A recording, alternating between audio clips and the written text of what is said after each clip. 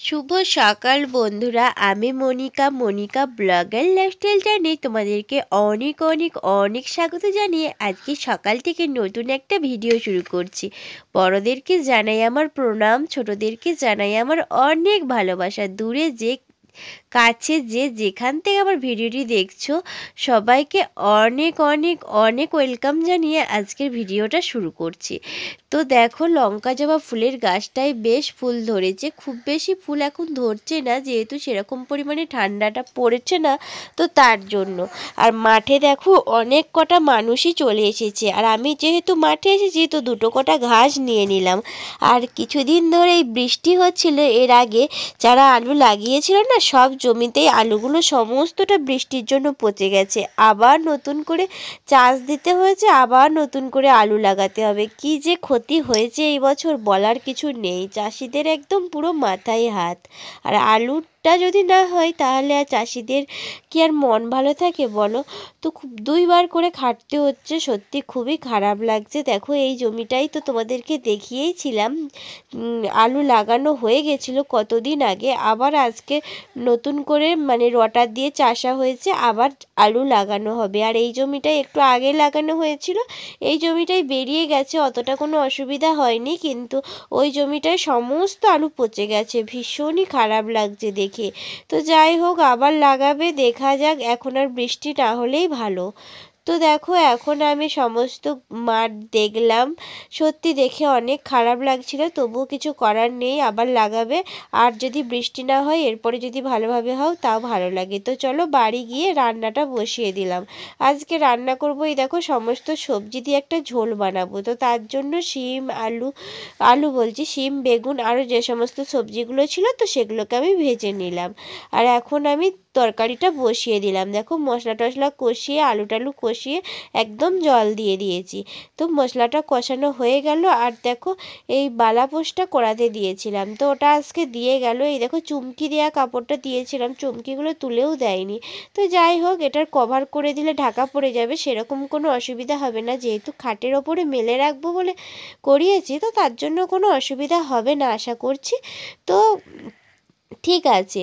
তো দেখো এখন দেখো বাইরের পরিবেশটা কি ভালো লাগছে। তো চলো এটার একটা কভার আজকেই করে নেবো, কারণ এটা তো প্রতিদিন দিন আর বাইরে মানে নামাতে পারবো না। তো তার জন্য যেহেতু আমার নিজেরই মেশিন আছে, তো তার জন্য রান্না বান্না করতে করতে আর সেরকমভাবে বেশি কিছু রান্না করব না, আর পেঁয়াজে পোস্ত রান্না করব। আর আজকে যেহেতু নিরামিষ, তো তার জন্য মাছ ডিম কিছুই হবে না। তো মানে মাছ ডিম হবে না, পোস্তটা হবে, এটাই হচ্ছে ব্যাপার।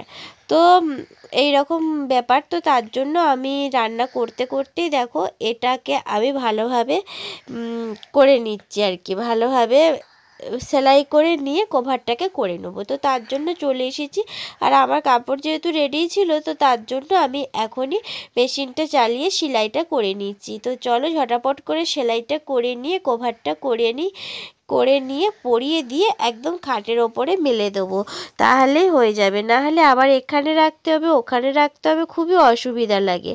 তো তার জন্য দেখো বারবারই অনেক দিন মেশিনটায় বসা হয়নি, তো তার জন্য বারবারই সুতোটা কেটে যাচ্ছে, তো অনেকবার ধরে পড়াচ্ছি। তো চলো সেলাইটা করে নিই, তোমরা ভিডিওটা কন্টিনিউ দেখতে থাকো, আশা করি তোমাদের ভালো লাগবে।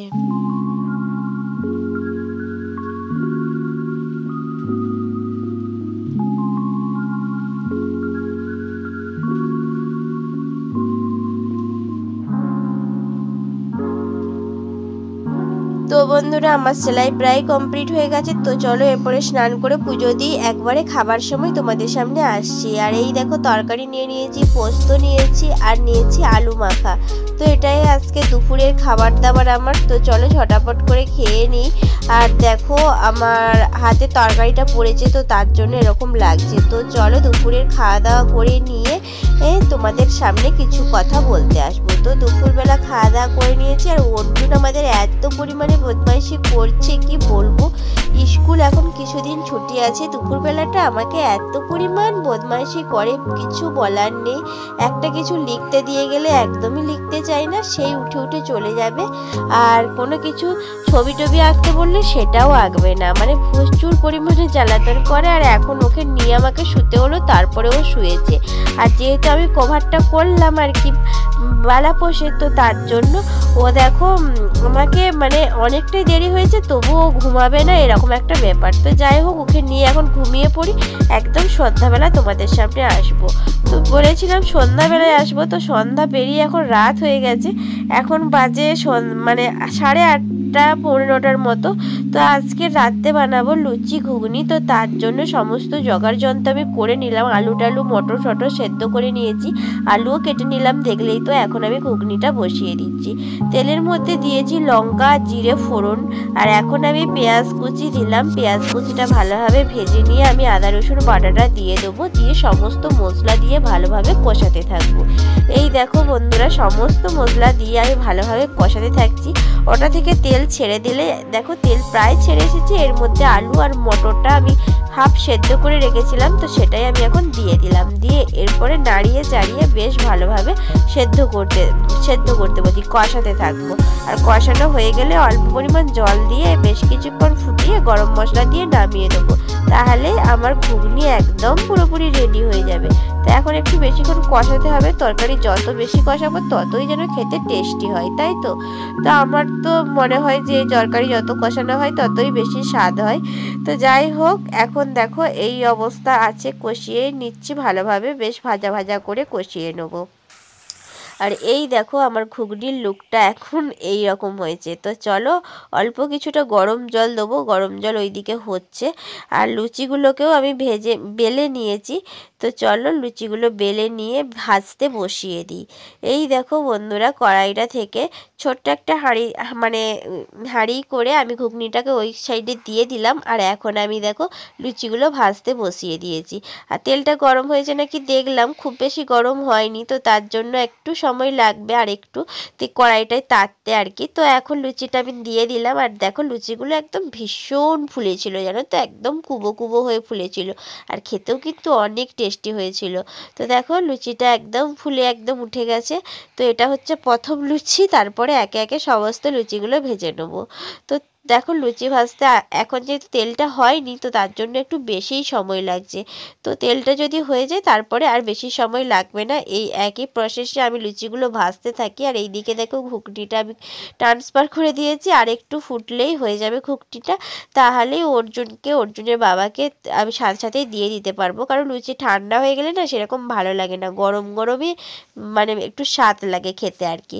তো চলো আমি এরপরে লুচিটা তুলে নিই। আর কতগুলো লুচি দেখো সমস্তটাই বেলে নিয়েছি। আর আর কতক লুচি আছে ভেজে নিই, তারপরে অর্জুনদেরকে দিয়ে দিয়েছি কিছুটা লুচি। আর ঘুগনিটাও হয়ে গেছে, নামিয়ে নিয়েছি। আর এখন বেশ কিছুটা লুচি আছে, সেগুলো আমি বেলে নিয়ে ভেজে নিয়ে তারপরে যেয়ে আমিও খাওয়া দাওয়া করে নেবো। আর তোমাদের সাথে একটু লাইভে আসবো, গল্প করব, তারপরে ঘুমিয়ে পড়বো। এটাই হচ্ছে আপাতত ব্যাপার। তো চলো লুচিগুলো ভাজা আমার কমপ্লিট হয়ে গেছে, এটাই শেষ লুচি ছিল। তো দেখো আমি ঘুগনি নিয়েছি, একটু পেঁয়াজ কুচি নিয়েছি, আর এই 4টে লুচি নিয়েছি। তো 4টে লুচি খেতে পারবো নাকি জানি না।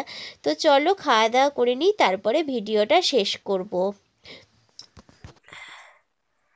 তো চলো বন্ধুরা, আমার আজকের ভিডিওটা এই পর্যন্তই। কেমন লাগলো অবশ্যই কমেন্ট বক্সে কমেন্ট করে জানাবে। ভিডিওটি যদি তোমাদের ভালো লেগে থাকে অবশ্যই লাইক কমেন্ট শেয়ার আর সাবস্ক্রাইব করতে একদমই ভুলবে না। দেখা হবে আবার কালকে নতুন একটি ভিডিওর সাথে। ততক্ষণের জন্য সবাই সুস্থ থাকবে, ভালো থাকবে। সবাইকে টাটা, বাই বাই। তো চলো সবাই ভালো থেকো, সুস্থ থেকো।